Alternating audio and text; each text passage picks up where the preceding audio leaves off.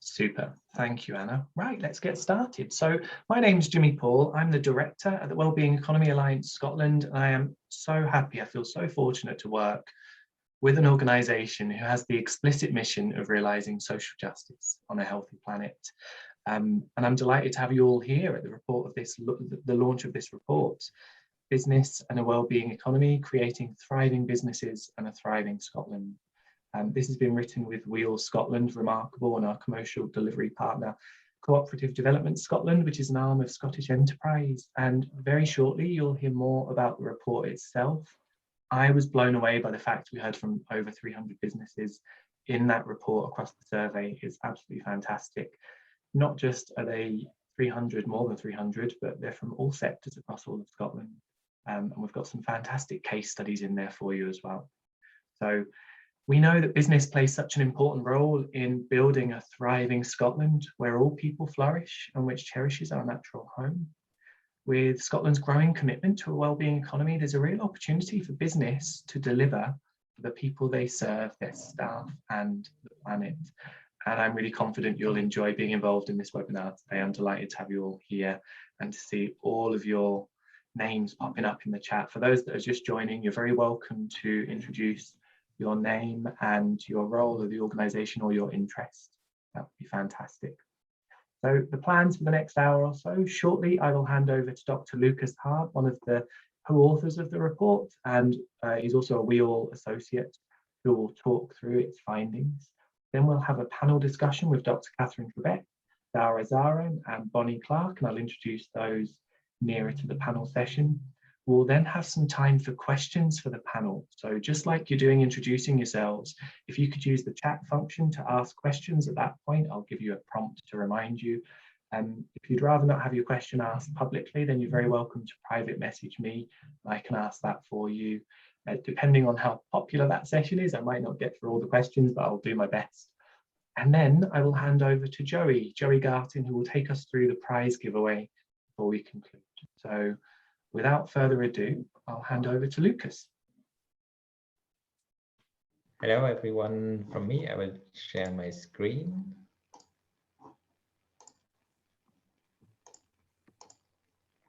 Okay, I hope you can all see that now. Thank you for the introduction, Jimmy. I'm Lucas. I'm one of the co-authors of the report, although most of the credit really should go to my colleague Tabitha, who has really done most of the work, but she can't be here today. So in the next 10 minutes, I will tell you a bit more about what the report is about and explain some of the key findings.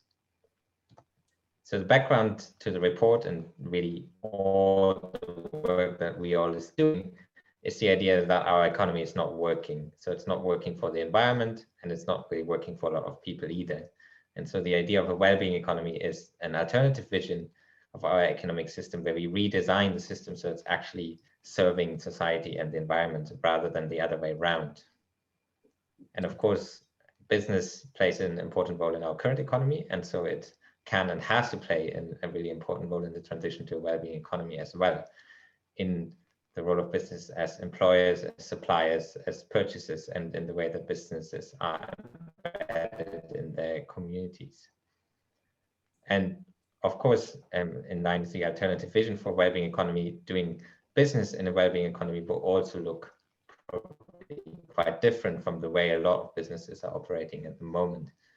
And that can be quite a challenge, but really, if businesses take on that challenge and really take seriously the idea of how they can contribute to the transition to a well-being economy, they can really become one of the most potential, most effective advocates for change, because they can really demonstrate how things can be done differently and how a well-being economy can look like on the ground in very concrete terms.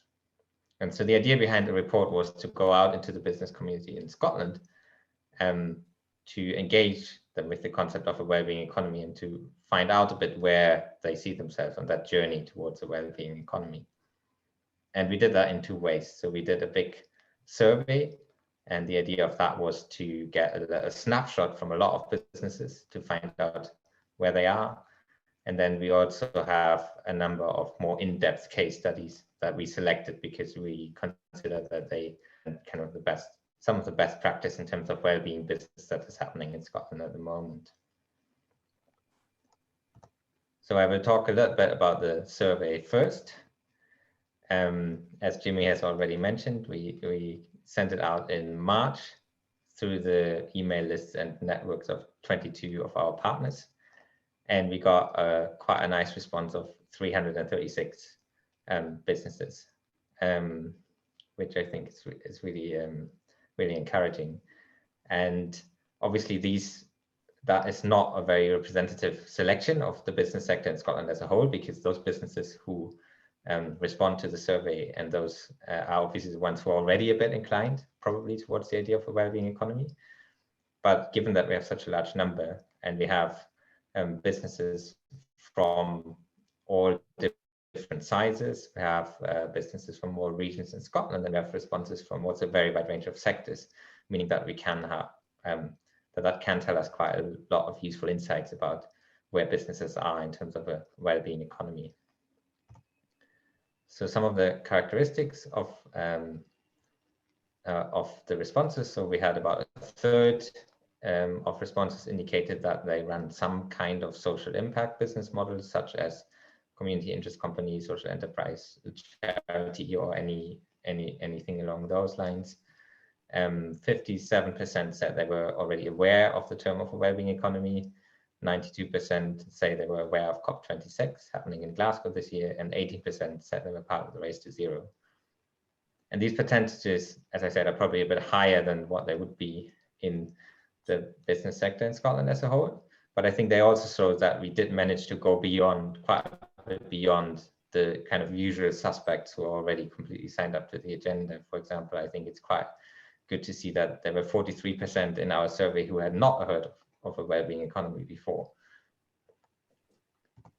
But then, of course, what we were really interested in doing the survey was to then find out a bit more where these businesses kind of see themselves on their journey to a well-being economy. And to do that, we used the 7 dimensions of well-being business, which we all identified in a report that was published earlier for a global audience.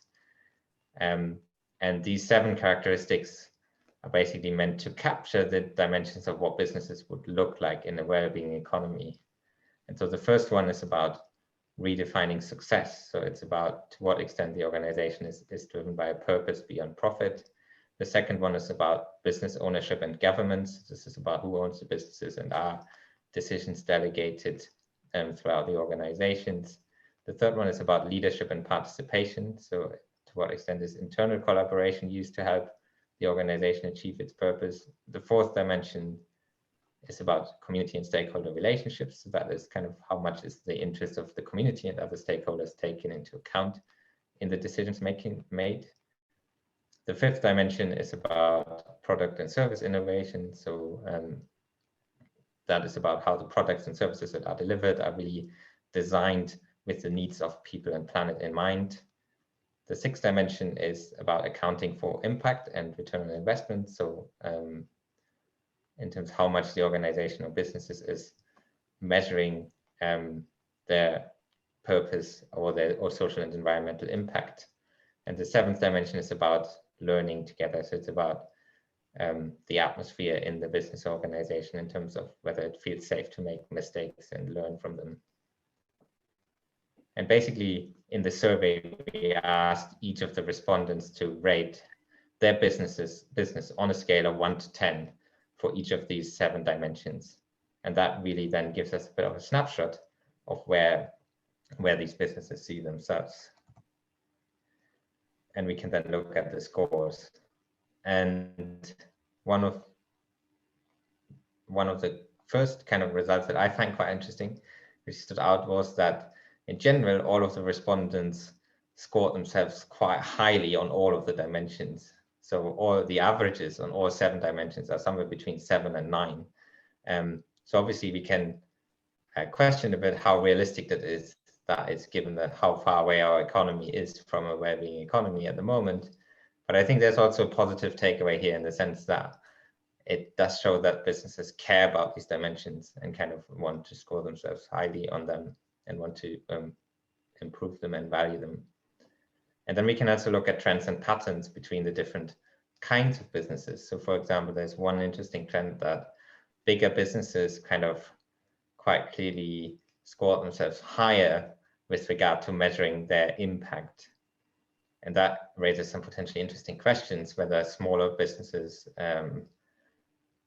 might need a bit more help in terms of building capacity to measure these kind of things, or maybe whether smaller businesses think they don't need to measure it explicitly because they're more embedded in their communities and kind of know their social and environmental impact without having to have explicit measures. So lots of potential questions to follow up there. And then also, oh, that was too early. We also had like some interesting patterns that the businesses who said they were already aware of the concept of a well-being economy kind of consistently scored themselves higher on quite a few of the dimensions. And the same was the case for those businesses who indicated that they had some kind of social impact business model. And that's not necessarily surprising, but I do think that is encouraging in the sense that it means that the 7 dimensions that we have are able to capture some of the things that these are trying to do differently, and that kind of resonates with those businesses who do try to do things differently. And then in addition to the survey, we have 7 case studies of Scottish businesses who we think are kind of some of the examples of best practice towards the different dimensions of the well-being economy that is out there. And I don't have time to talk about all of them in detail, unfortunately, but they're all great, and I would encourage you to go away and read the report. And they really show the kind of range of things that is happening in Scotland. Like, for example, the Green Grove Foods company is a mushroom growing company who are really on the ball in terms of circular economy principles. Or the Gerber camper vans example is a company in Scotland who is employee owned. So it's a really nice example of how we can run a successful business by putting employee responsibility and well-being kind of at the heart of the business model. And I think the range of these examples also show that a well-being economy is really something that's relevant for all parts of the Scottish economy, even in those areas where you might not expect it, where you normally might not expect it. For example, we have a mobile cinema company in there, or a football club. So overall, I think the report really shows what is happening, also some areas where more needs to be done, what is going well. I think encouragingly, it really shows that there's a lot of appetite and expertise for well-being economy and well-being businesses in Scotland already. And so I think really that this means a call to action for all of us on the business side to really start going on that journey to take the challenge seriously and start thinking how they can contribute to the transition to a well-being economy. But I think also for other non-business organizations like WEAll or like the government to really take on board the expertise and experience and enthusiasm that is already there in the business community, so that we can all harness that and collaborate, get together to build a well-being economy in Scotland. So I will leave it there. Thank you.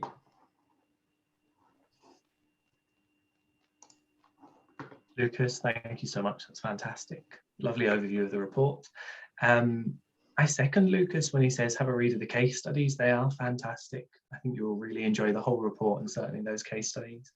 And one of the things that I love is how we are celebrating and acknowledging the excellent work and intent of businesses across Scotland through this report, but also where we see that there's room for improvement at all levels. And I think that is a lovely segue into our panel Q&A discussion. First of all, Q&A to follow.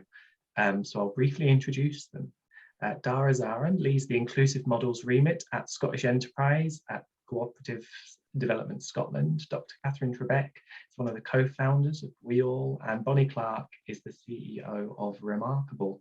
Now, as you guys as attendees are listening to the panel, feel free to start thinking of and putting questions in the chat box, because the Q&A session will follow. So whatever questions bubble up for you, feel free to type those out. And again, I'll just reiterate, as I said earlier, if you have something you'd like to ask, you don't want it to come up against your name, you can drop me a private message and I can try to ask that. Depending on how many questions there are, we'll get through as many as we can.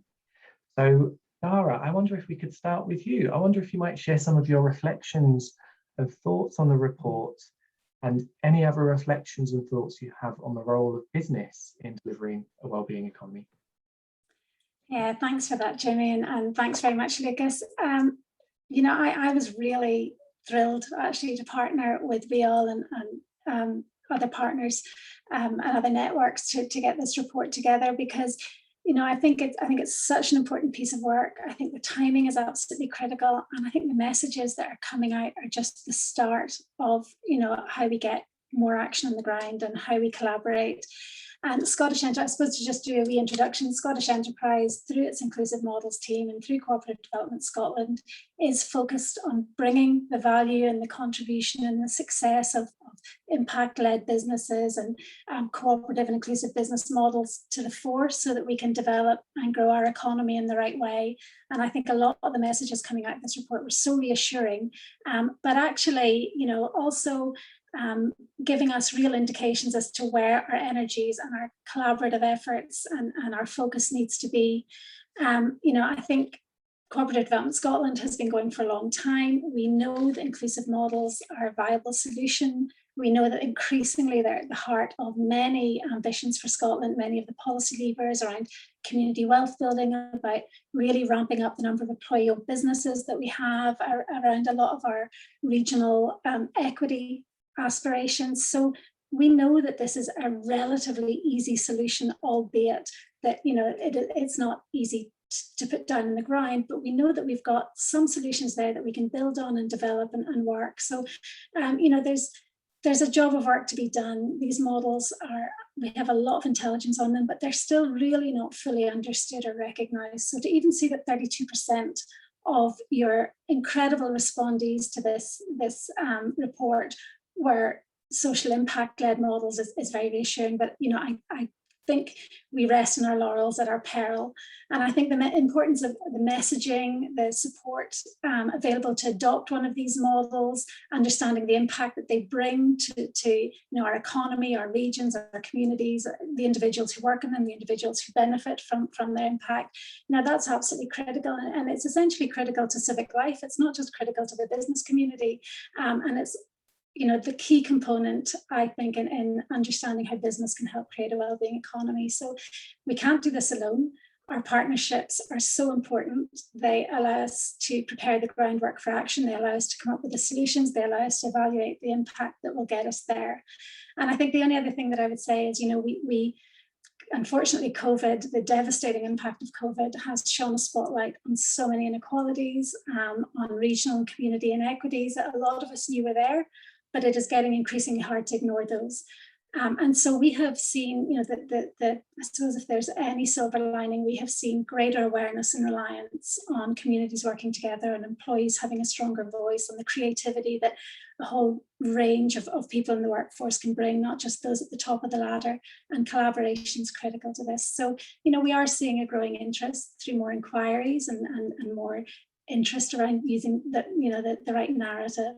And so again, I would just say this is a continuation of a long journey that we've been on, and it's going to get longer. But you know, let's use what we know from reports like this, from current intelligence, from long-standing established intelligence, from the successes of our social entrepreneurs who have shown us that it can be done, and who have seized the day to bring greater awareness and raise confidence in sort of helping us to change that narrative.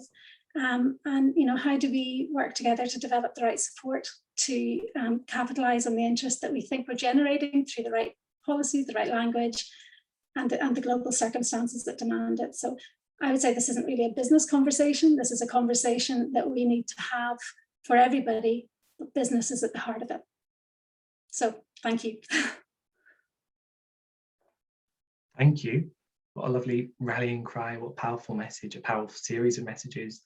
And on that final point, I think that's a fantastic segue to Catherine, the all levels of change required point especially. I wonder if you might hand over to you to share your reflection. Thanks, Jimmy, and thanks, Dara. I reiterate, it's just great to be working with you on this agenda, because as you say, if we don't have business really putting their shoulder into this transformation of the economy that we so urgently need, we will have no chance of getting there. And I think one of the stark and really powerful messages of the report that Lucas and Tabitha have pulled together is that taking the wellbeing economy agenda seriously and taking it on board and really thinking about it through the lens of business activity does bring some pretty tough questions for different enterprises in terms of their ownership, in terms of how the value that they create is distributed amongst different stakeholders and different entities that are related to the firm, in terms of what products they make, how they make them, how they advertise them, who can access them, all those sorts of questions. And I guess ultimately, it's something almost quite existential about what is the purpose of the business, and perhaps even beyond that, who does it exist for? Yeah, who is this business thinking about when it's operating, when it's making decisions, and so on, and even who's around the table for those decisions. And I will just add to everyone who's spoken already, saying the case studies in this report are an absolute delight to read, because they fill you with hope. They give a really lovely picture of human beings at the heart of these enterprises who are thinking very creatively and perhaps with their heart first about how they can leverage their enterprise's activity to bring positive contribution to their locality or to a particular group of people who perhaps need them. And I'd also say that COVID has really shown the good, the bad, and the ugly of business behaviour. And I think we're not short of examples where various enterprises have put aside that short-term profit orientation to mobilise their activities to be part of the collective good. And so those stories, those in this report and many others, and everyone on this call will probably have their own favourite examples of an enterprise in their community, or that they work with, or that they've advised, or that they purchase from, that really shows that it's not just preferable to design business in this way, but it's imminently possible. But as Dara and Jimmy and Lucas have already said, even though there's great work happening and businesses are mobilising and being creative and walking towards grappling with these challenges, the outcomes in our community show that clearly not enough businesses are on this journey, and perhaps those that are maybe not doing enough yet. Because we know prior to COVID, there was a rise of in-work poverty, a rise of contingent work, rise of sense of despair. It shows that we've really got a long way to go if we're going to create the economic ecosystem in Scotland that adds up to one that really does create a wellbeing economy. And so the only way we'll get there is really looking explicitly at the business model itself. So this is beyond corporate social responsibility. This is beyond a bit of social impact. This is looking squarely at the model of business. And this is why often when I'm speaking to global audiences and they say, what does this mean when government takes this seriously? I often mention Dara and her team, because through Scottish Enterprise and through Cooperative Development Scotland, that support for helping pro-social businesses flourish is just the sort of work we need to do to propagate these businesses that are aligned to what I describe as the higher order goals. So we need to take on board those questions of ownership, how we distribute wealth within firms and within communities and other stakeholder groups. And so I'm going to leave it there, because I want to make as much time for the chat and hear other people's ideas, and do share with us businesses that you think are amazing and shine a light on this sort of change we need, because I'm sure you'll all have those that you like to add to our list, and we want to hear about them and we want to tell those stories, because they're so important, because that proof of the possible is very much how we'll get there. But I'm so grateful for Dara and her team and Bonnie and her team for being willing to look at this conversation with us and link arms and ask some tough questions and be ready to really open up this conversation. It's such a delight working with you both. And I think these are really some of the questions of our time. And I think it's really great that Scotland is prepared to ask them of ourselves and ask these hard questions about the nature of business in our country. Thanks, Jimmy. Thank you. Fantastic as ever. And again, that's a lovely segue to Bonnie, one of the most amazing people I've met in recent weeks, shared love of cats and doing really important work, starting to help make this a reality, working with organisations of business directly. So over to you, Bonnie. Thank you, Jimmy. That's so kind of you. So I was delighted to be part of this sort of broader amplification of the message to the business community. One of my reflections on the report was actually people can do something that they don't realise contributes to a wellbeing economy. And that is simply because they have a good heart and they know that they want to do something good with their business, and it's business for good. And Remarkable has got history in the roots and the foundations of people, and some people might know us as investors in people, and that's what we deliver. And so our sort of mandate really in this is about the pro-people business element. And so coupled with that, and in tandem with that really important amplification again of employees' voice, our job really there is to agitate businesses thinking about their vision, their purpose, and is profit the main goal of what they really want to do? Is this not about prosperity for individuals, for the community, for the planet combined? And so we have this incredible opportunity to start a conversation that perhaps agitates people's thinking about broadening their horizons when it comes to their business model, their business plans. And actually, that really does trickle down into many of the facets of the 7 dimensions. Leadership and participation is, a crucial part of what we would like to penetrate into the market, into the thinking, and the democratization of leadership, and how we can literally leverage innovation and creativity in business, but in the community through opening up a different mindset. Now, we know that the industrial age model of business is not fit for purpose today, yet that model is inherent and it is set in concrete so often in the mindset of businesses. And so we're here together to try and work at every single different angle to bring people together to open up a total paradigm shift in the way that they think about what they can do as a business.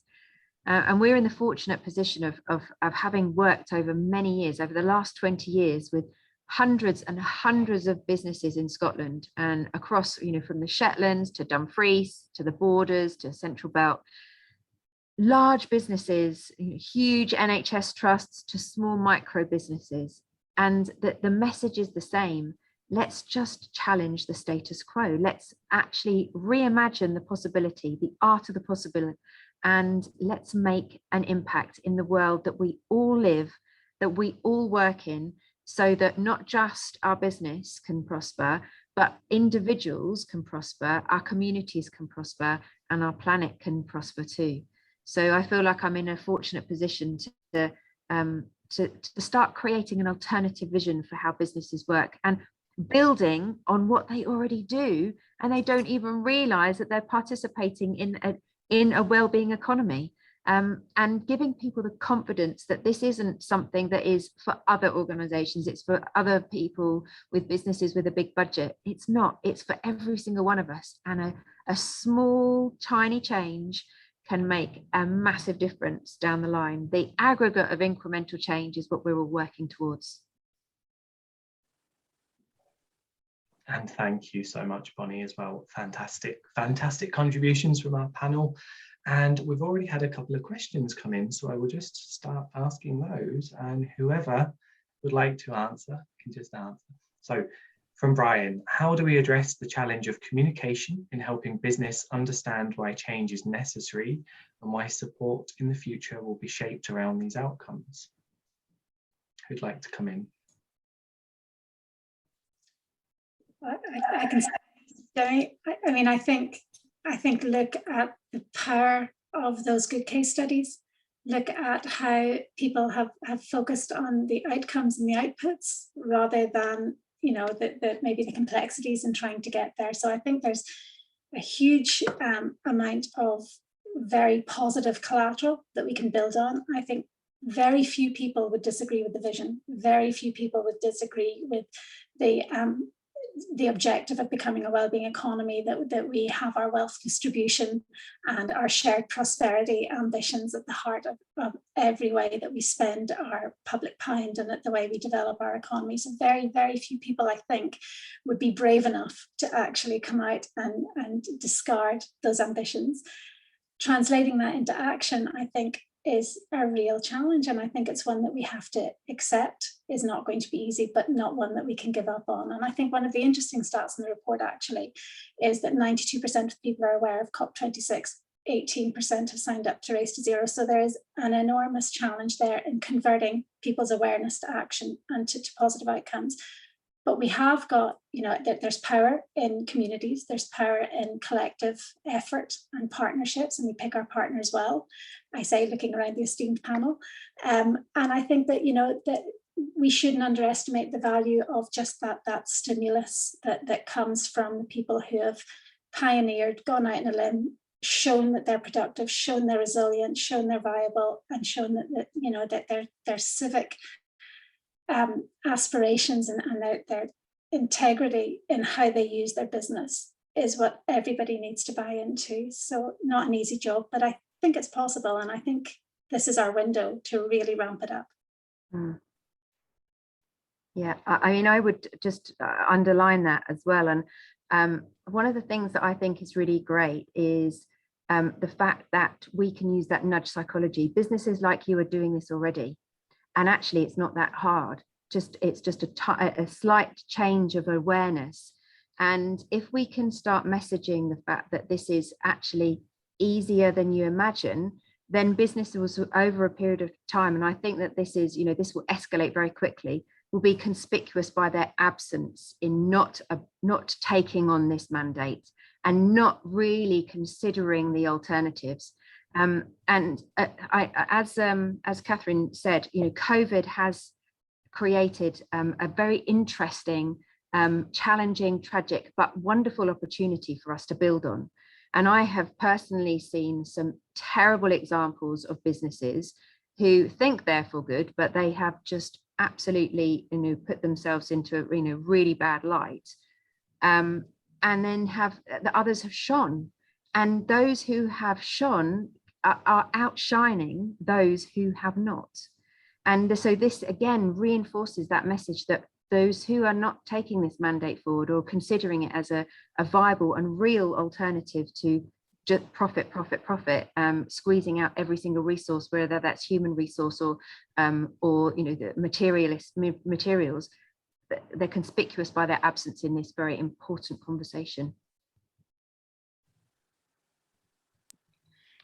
Jimmy, I might add to that, and particularly when Brian's question around the communication made me think of the quite legitimate but different motivations that different parts of businesses will hear and feel and respond to in terms of this agenda. And if I might, it feels a bit indulgent, I want to tell a quick story. I did my PhD many years ago, a whole lifetime ago, looking at massive mining companies in Australia and how they interacted with First Nations communities around their mine sites. And what this agenda and what their sort of interaction with those communities was sparked by is that in the early 90s, there was a High Court ruling in Australia that for the first time recognised First Nations right to land that they had lived on and cultivated for eons. And of course, when the Brits arrived, they described Australia as terra nullius, and that this High Court decision in the late 90s overturned that as a legal fiction. So it was called the Native Title Act. And you can imagine these are parts of Australia where there's a lot of mining areas, a lot of ore under the ground. And one company said, we will work with this. This is Rio Tinto. And the rest of the mining community went nuts. They went ballistic at them because they're basically saying we will see Aboriginal communities around our mine sites as a primary stakeholder, and we will work with them and work to employ local communities. work to invest in the health and education of those local communities.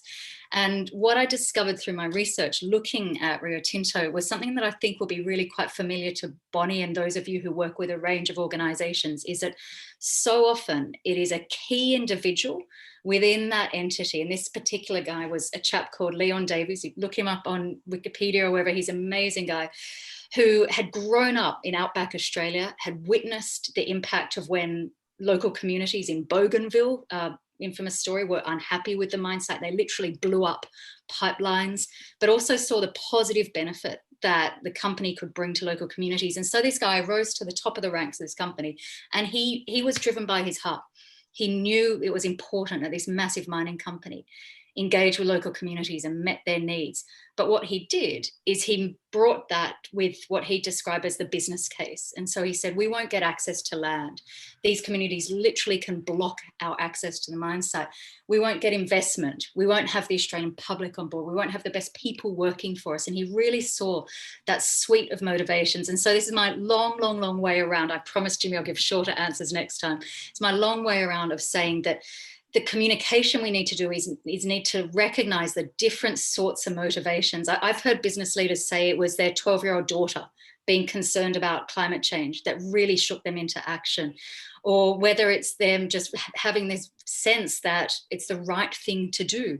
But it's all about mobilizing that suite of rationales for different audiences with business. And it can't just be mandates from the top. That's important, but it has to be encouraging those conversations throughout the firm. Otherwise, all those mandates will just be stale and obstructive and people be annoyed at them. It has to go throughout the firm. Sorry, Jimmy, I'll shut up then. No, don't apologise. Lovely story, powerful reflections from everyone, as ever. And I will kind of finish up that question by saying, in terms of communication, in terms of hearing of more fantastic examples of what businesses are doing, in terms of connecting with like-minded organisations, amplifying each other's messages, finding other ways to be involved in this work and this world, you can become a member of WEAll Scotland and WEAll Global. It's free to do. It's on our website, and shortly someone will put that in the chat for you if you're interested in that. I can talk more to that later on. I will move on to question number 2 from Lynn. What support might wellbeing businesses need to be able to maximise opportunities for winning business from local authorities through public procurement? We can maximise impact and reach local funding.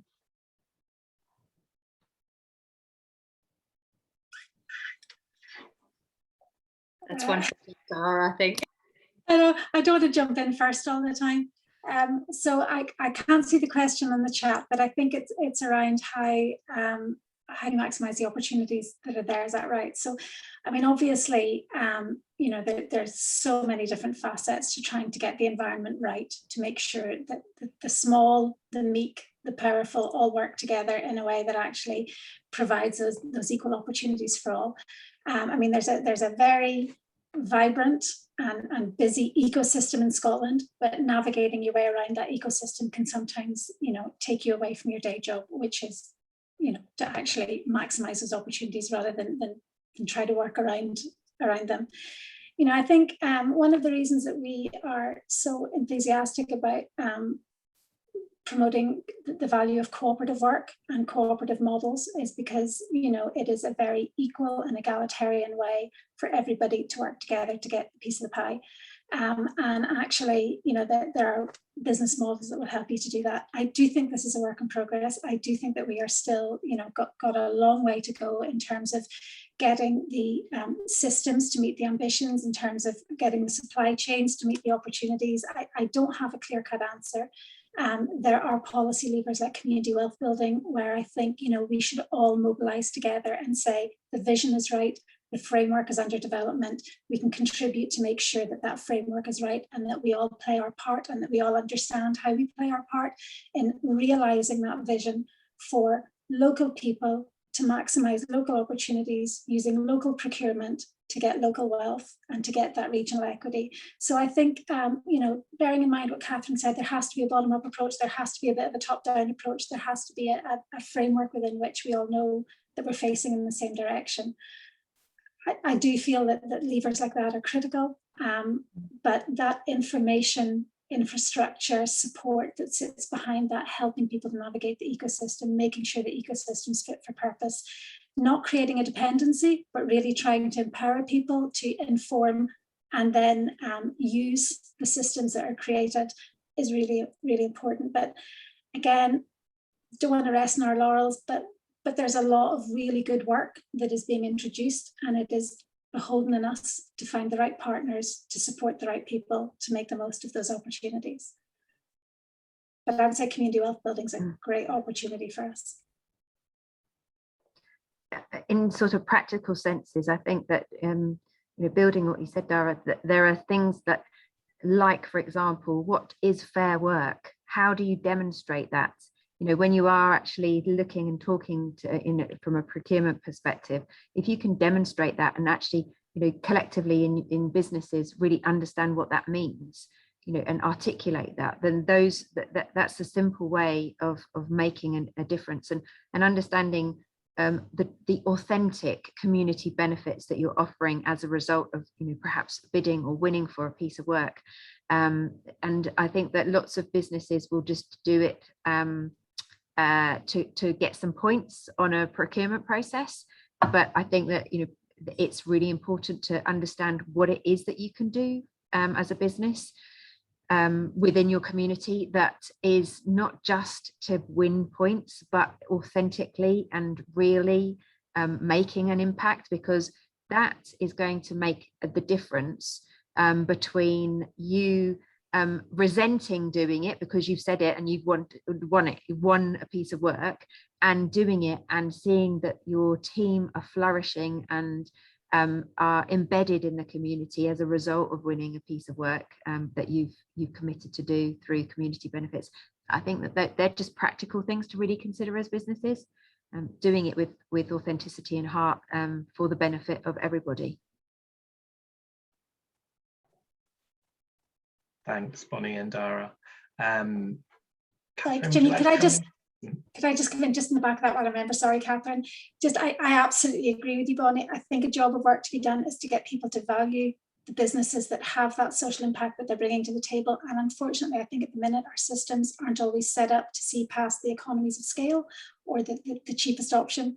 I think that is the other side that we need to bring in as well. So sorry to interrupt you there, Catherine, but no, not at all. I mean, you two are both the experts on the support side of things. All I want to just say is that I have this rather geeky idea that procurement officers are the heroes of a wellbeing economy. Their role in supporting and encouraging certain sorts of behaviour, I think, can be a really, really powerful lever to shaping different behaviours and different activities. And just to flag, just in the last few weeks, the UK government has said that public contracts will be contingent on plans to meet climate net zero agendas and so on. And that's just the sort of activities we need to, when governments are taking this agenda seriously. It's literally putting their money where their mouth is. And yes, businesses need to support to manage and interact and navigate those requirements. But I think that's also been one of the most interesting conversations that has come out of COVID, is companies and businesses that are getting fairly hefty government contracts, what are we expecting of them in return? And I think it was at the early stages of COVID last year where Denmark was one of the first countries to say, well, if you're going to get an emergency COVID contract, we're not going to give it to any company that has interactions or activities with tax havens. Scotland, I think, prompted by the Greens, is my understanding, followed that. And that's the sort of quality standards and benchmarks that procurement can really push to sort of raise the level of activity. So just to draw a line under the flip side of that question, I really think procurement is such an important lever, even if it might create more demands. Let's add in the support rather than roll back on the expectations. Thank you, that's fantastic, Deva. And yes, back to what you were saying about those levers, Dara, right at the start when you started talking, we've got net zero, we've got future generations, which is really picking up pace in Scotland. We've got the SNP commitment for, we'll know the direction for economic systems change within 6 months of the election. So by November this year, with a 10-year plan to deliver on that. There are many, many that exist and many more on the way, but lots of factors feed into that and that being realised or not. I think we've got time for one more question. I will just read out John H's reflection before we go on to John M's question. So we need to address the idea that profit is the purpose. It's one of the outcomes, but never a purpose. It only crept into the concept of business success in mid-20th century, before it was much more holistic and community-based. Spot on, absolutely spot on. We need to re-educate what success looks like, and you can see the nodding heads across the panel. So we'll move on to the question. We'll have about 4 or 5 minutes to answer this before we then move on to the prize giveaway. So this question: how would an organisation transition from a traditional hierarchical structure to something more in line with what's been described in the webinar? Is a flattening of organisational structure essential? And does that therefore mean cutting back on management posts? Do you believe that managers can actually manage the people in a wellbeing economy company? And John reflected, this is a challenge the organisation he works for is currently wrestling with in conjunction with a hybrid working model. Fantastic question. Who'd like to take that? I'll start and I'll pass to those more expert than me. And John, I mean, it'd be great to chat further, because this is something that WEAll is also grappling with, particularly the global team at the moment. I think there's a question of not rarefying one set of skills vis-a-vis others. So just because you've got management type responsibility, that doesn't necessarily mean that one is more important. It just might be understanding the different levels of different types of responsibility, and perhaps not putting one certain sort of responsibility or one certain sort of skill set on a hierarchy. But I think this is a very, very life challenge for a lot of organizations. I don't think every organization necessarily will be suited to completely horizontal flat structures. And sometimes in those mechanisms, power imbalances are actually hidden, as opposed to really acknowledged in something that has got a bit more of a formal structure. But just to sort of add a bit of solidarity, it's something we're grappling with at the moment. But I think there are quite a few resources at the moment. The LEAP organization, which is the organization that Naomi Klein set up in Canada, they're just winding down at the moment, but beautifully they have put online a whole lot of their internal policies and their internal documents. And one of them is about how they're grappling with how they were grappling with some of the different roles, and how to try to have a modest hierarchy rather than a really fierce hierarchy that we see in so many firms at the moment.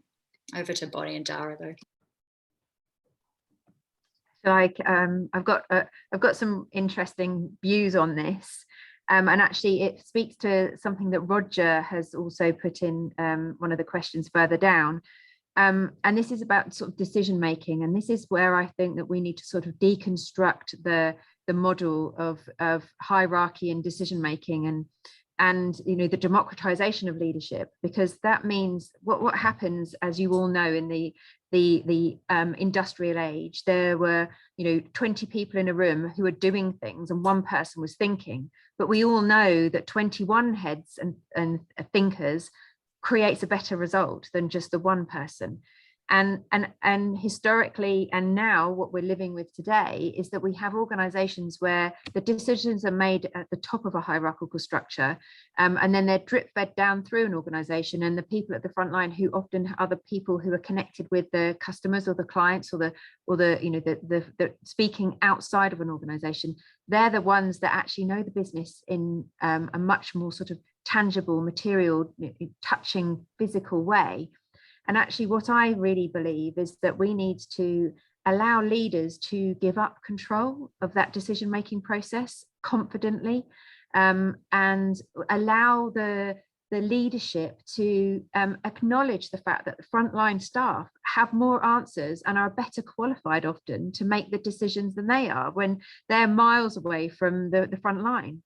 And we have to then sort of manage that through the process of fear of losing control. What is my role as a leader if I don't make the decisions? And we have to do that transition really comfortably, and giving that leadership model the place and the space for people to acclimatize to the fact that actually they don't know the answers, and we need to hear from the people that have the answers.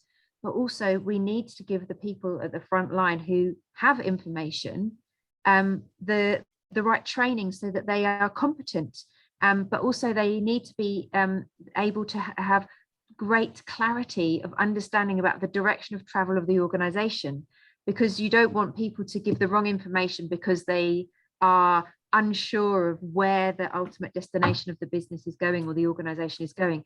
So it's this sort of triumvirate of information that we need to start sort of circulating through an organization, so that there is the giving up of control. There is great clarity throughout all of the elements of an organization of where they're going, what's their purpose, why we're doing this, and that the people that are making the decisions have the training and are competent and confident to make those decisions.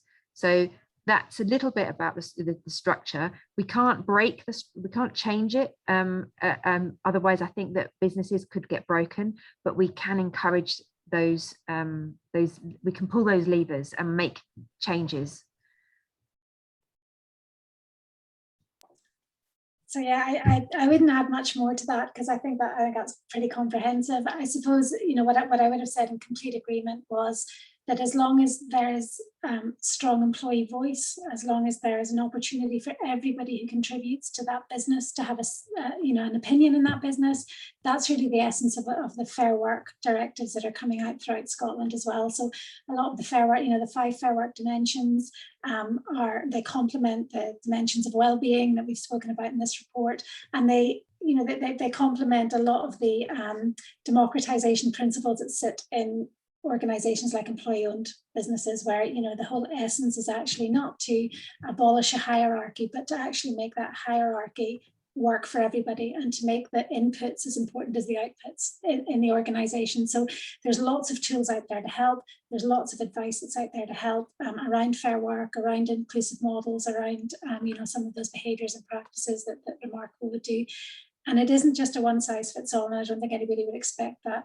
But assuming that hierarchy in and of itself is the end of democratization is probably not the start. Looking at how the employee voice helps to shape that hierarchy and helps to benefit from that hierarchy to get those right inputs and those right outputs is really what's important. And I think there are lots of tools out there. Some of them are actually at the back of the report. So yes, absolutely.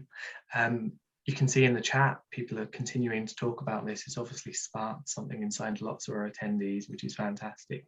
Sadly, we've come to the end of our panel session though, so all that's left for me to do on this is to say thank you so much, Bonnie, Catherine and Dara, and also to Lucas before for his fantastic presentation. I've really enjoyed this. I'm sure all of our attendees today have too. So thank you so much. And that leads us on to our prize giveaway. So our comms volunteer, Joey Gartin, is going to lead on this for us. Over to you, Joey. Hi, everyone. Thanks to the panelists. That was bliss for me to listen to. I work in the private sector during the day and volunteer with WEAll, so kind of seeing these two worlds collide is a delight for me. So thank you. Thanks for the great questions. And I've got the very fun job of doing our prize giveaway. So I'll just share my screen, 2 seconds. Jimmy, just give me a shout once you're able to see the prize wheel. All good. It's just started sharing. 1 second, Joey, it's just loading. So I'll just explain, out of the 300 plus businesses who responded to the survey, about 200 agreed to share their details with us for a prize draw. So this is from Catherine Trebek and her co-author, Jeremy Williams. The book is The Economics of Arrival, and it's a very good overview of what a well-being economy is. And she has kindly agreed to give away 5 free copies. So we've got it on the screen for you all to see, completely random. I will spin the wheel and we have 5 winners. So again, these are all people who kindly responded to the survey. So well done, John McCormick from Aristos Life is our first winner. Well done, John.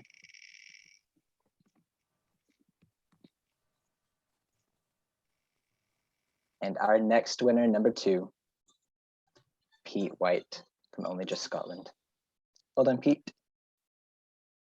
Number 3, I don't know if you can all hear the sound effects, but the wheel is very loud. So our third winner, Linda Gillespie from Development Trust Association Scotland. Well done, Linda. We got 2 more, so number 4,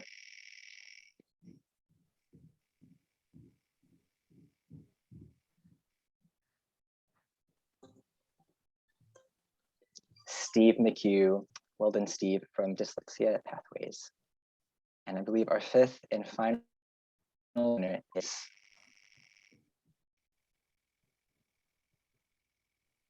the anticipation. Well done, that is Freya Meti, designer dressmaking.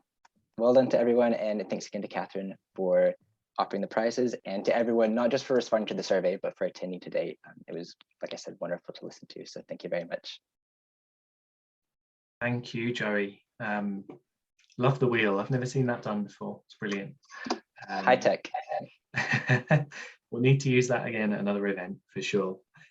Thank you, that's great. So that is us now coming towards the end of the event. So just echoing Joey there. Thank you, Joey, for doing that. And thank you, Catherine, for kindly giving those prizes. Congratulations to those 5 people. Joey will just put the websites for each of our organisations into the chat just now, so you can follow and see those if you haven't already.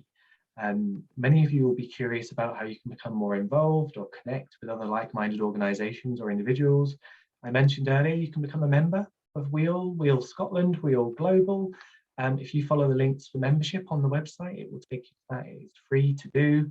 You're very, very welcome to apply. It's a very light touch process. If you can evidence that you understand and are on a pathway for economic system change, in whatever capacity you're in, you can become a member. And we'd love to have you along to our events, to connect, to amplify your messages, to collaborate with others. So please do look into that. That's a bit of a plug for WEAll membership. If you have any other questions or want to get in touch with me, you're very welcome to. Shortly, I will share my email in the chat as well, but it is jimmy@scotland.weall.org. And once again, then, a final thank you for coming to this launch of our business report for business and a wellbeing economy, creating thriving businesses and a thriving Scotland. And I really look forward to connecting with you all in the future. Thank you so much. Thanks, Bye, everyone. everybody. Thanks for your time. It was lovely to meet some of you. Bye, folks. Have a good week. Everyone. Bye. Bye. Bye.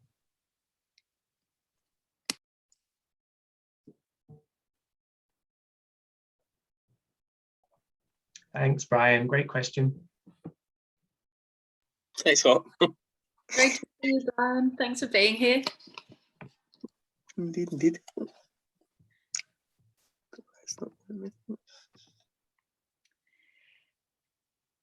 Jimmy, I'm an hour late for another board meeting, so I'm gonna go. But really, really fun, and thanks everyone. It was really, really great. Thanks, Catherine. Super. Me and Anna, everyone, really lovely wee event. Take care, folks. Bye. Bye.